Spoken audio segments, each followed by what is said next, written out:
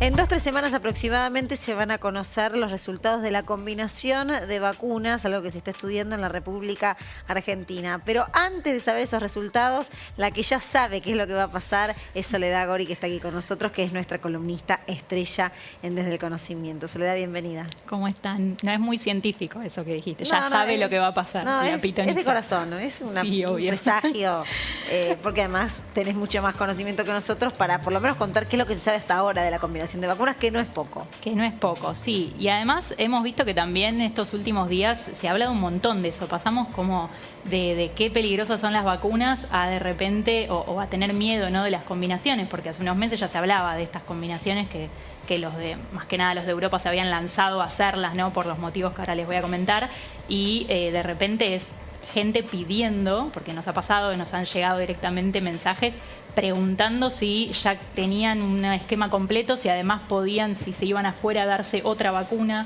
Entonces ya empezar a como combinar, ¿no?, todo con todo. Entonces, bueno, me parece que es importante empezar a tocar este tema. Primero saber qué es la vacunación heteróloga, le llaman, a justamente la combinación de distintas plataformas vacunales, ¿no? De hecho, Sputnik es un ejemplo porque en verdad son 2 adenovirus distintos. Desde el principio sabemos que es una de las vacunas que tiene justamente 2 componentes distintos.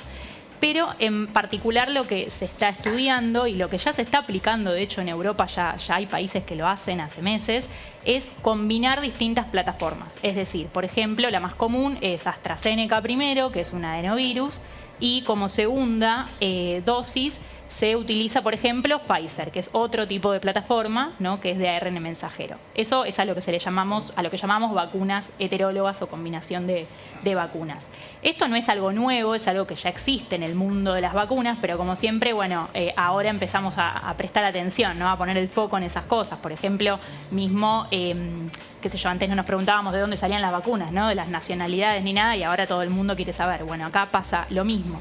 Las razones por las cuales se empezó a hacer esto, en particular, por ejemplo, en Reino Unido, fue porque, ¿se acuerdan que con AstraZeneca comenzaron a haber casos de trombos, sí, ¿no?, que en verdad se asociaron solamente, como les había dicho ya en una de las columnas, 4 casos por millón, y es una trombosis muy particular? Bueno, por precaución, lo que empezaron a hacer, más que nada en personas jóvenes, es, en vez de dar la segunda dosis de AstraZeneca también, que son las 2 componentes iguales, empezar a darles como segunda dosis otra vacuna distinta, ¿no? Y en esos países tenían disponibles, por ejemplo, Pfizer. Entonces empezaron a aplicarla así, más que nada porque esas personas iban a quedar, si no, parcialmente vacunadas, ¿no? Más allá de que con la primera dosis, como decimos siempre, tienen la mayor parte de la memoria y de la respuesta inmune, bueno, es necesaria el esquema, completar el esquema, ¿no? Entonces, en esos países que son países más ricos y que tienen quizás múltiples o tienen más disponibles muchas vacunas distintas, empezaron a hacer esto. Ahora, recién los ensayos clínicos empezaron a hacer como después, podríamos decir. Y son ensayos pequeños, ¿no?, que eso también es importante decirlo porque la realidad es que avanza la vacunación, ya deja de ser ético tener grupos placebos, ¿no? Ya todos lo sabemos. Entonces también tiene algunas cuestiones importantes desde el lado científico, por lo menos, esto de analizar ahora las combinaciones. Porque, por ejemplo, las eficacias reales va a ser difícil poder compararlas, porque ya tenemos muchas personas vacunadas y va bajando la tasa de infección en los distintos países. Entonces es difícil encontrar que esas personas se infecten y entonces saber la eficacia real, por ejemplo, ¿no? Entonces eso es importante, o mismo si da lo mismo, por ejemplo, en uno de los estudios se vio que AstraZeneca, combinado en primera dosis, combinado con Pfizer de segunda, aumentaba mucho más la respuesta inmune, por lo menos, no la eficacia, porque no se podía determinar, pero sí la respuesta inmune con respecto a AstraZeneca. Ahora, ¿sí?, esto que vos estás contando, que es sumamente interesante, porque además es lo que ya ocurrió y se viene en la Argentina, pasa con otras vacunas o sea, ¿qué se sabe?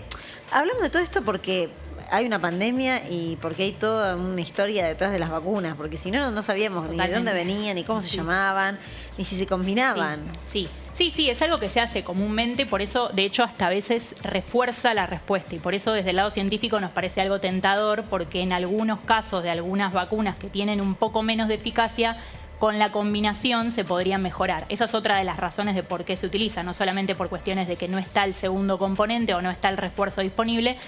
Obviamente que va a ser mucho mejor, más que nada en una pandemia con escasez global de vacunas, que uno no tenga que encima tener que darse sí o sí la misma, ¿no? O sea, eso es algo más a nivel logístico, pero es algo que es importante hoy en día. Pero a nivel científico, ¿no? Sí hay un porqué también de por qué es combinar. Bueno, en algunos casos mejoraría la eficacia o podría mejorar la respuesta. De hecho, la combinación AstraZeneca-Sputnik, que se está estudiando desde el verano, por ejemplo, fue también un poco porque se vio que con AstraZeneca, las dos AstraZenecas tenían una eficacia menor que Sputnik, por ejemplo. Soledad, ¿qué diferencia hay entre eficacia y respuesta inmune? Bueno, eficacia, Sí. sí. Respuesta inmune, en verdad, hablamos de toda la respuesta que tiene el cuerpo y no solamente anticuerpos, que eso también es importante aclararlo, porque, por ejemplo, las plataformas como la de Pfizer son muy buenas, se vieron muy buenas como respuesta de anticuerpos, que es un tipo de defensa. Y, por ejemplo, las de adenovirus se vieron muy buenas en la respuesta T, que es una respuesta celular. Sí, la de la memoria de la célula, ¿no? La que, claro, tiene más que ver con la memoria y es la que realmente sirve en lo que es una inmunidad viral, es la más importante. Eso es eficacia. No, eso es respuesta inmune. Respuesta inmune, y ahí perdón. Lo que digo es que está buenísima la pregunta también porque hace que veamos otro de los beneficios. Por ejemplo, si combinamos adenovirus con Pfizer, podríamos tener lo mejor de las dos plataformas. Estar protegidos 100% de contra todo. Eficacia es en verdad lo que se calcula en los ensayos clínicos respecto a los grupos, ¿no? Un grupo sin vacunar, otro grupo vacunado, y lo que vemos es cuántas personas se infectaron luego de haberse vacunado. Y se hace un cálculo con una formulita de porcentaje de este famoso porcentaje de eficacia, que es lo que decimos siempre, de si es un 90% de las 100 personas que se vacunaron, solamente 10 se infectaron, ¿no? Esa es la eficacia. La respuesta inmune claro. es lo que el cuerpo produce recibiendo la vacuna. Por ejemplo, tanto en porcentaje de anticuerpos, claro, si tiene una alta respuesta de anticuerpos, una alta respuesta de estas células, ¿no? Y eso en las combinaciones se ve que, como les decía, de lo poco que se sabe es de más que nada de AstraZeneca-Pfizer, esas son las combinaciones que más estudiaron, y se vio eso, que hay como que cada una aporta un poco de la respuesta. Y en 3 semanas inmune. sabremos mucho más acerca de esta combinación. Gracias, Soledad. Totalmente, muy amable, no, por favor, como siempre. ustedes.